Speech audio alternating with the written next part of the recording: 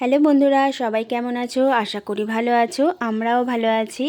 তো আজকে একটা নতুন রেসিপি নিয়ে চলে আসলাম। তোমরা কেউ বলতে পারবে এটা কি শাক? তোমরা এই শাকটা কি নামে চেনো? তো আমরা কিন্তু এই শাকটাকে চিনি হলো ছেচির শাক বলে। তোমরা কি নামে জানো অবশ্যই কমেন্টে জানিয়ে যাবে আমাকে। তো আজকে আমি এই শাকটা কিভাবে রান্না করব সেটাই তোমাদের সঙ্গে শেয়ার করব। তো এই দেখো, শাকগুলো কিন্তু আমি ভালো করে বাছা ধোয়া করে নিয়েছি। আর এইবার কিন্তু আমি কুচি কুচি করে কেটে নেব।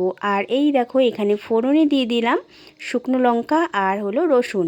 তারপর আমি শাকটা দিয়ে দিয়েছি আর দিয়ে দিয়েছি লবণ আর হলুদ। হালকা করে ঢেকে রেখেছিলাম। তারপর দেখো শাকটা কত সুন্দর গলে গেছে, আর কতটা শাক কিন্তু একদম অল্প হয়ে গেছে। তারপর দেখো ভালো করে নাড়াচাড়া করে কিন্তু আমি শাকটা ভেজে নিলাম। আর ভাজতে ভাজতে দেখো একদম শাকটা কমে গেছে কিন্তু। তারপরে দিয়ে দিয়েছিলাম অল্প একটু মিষ্টি।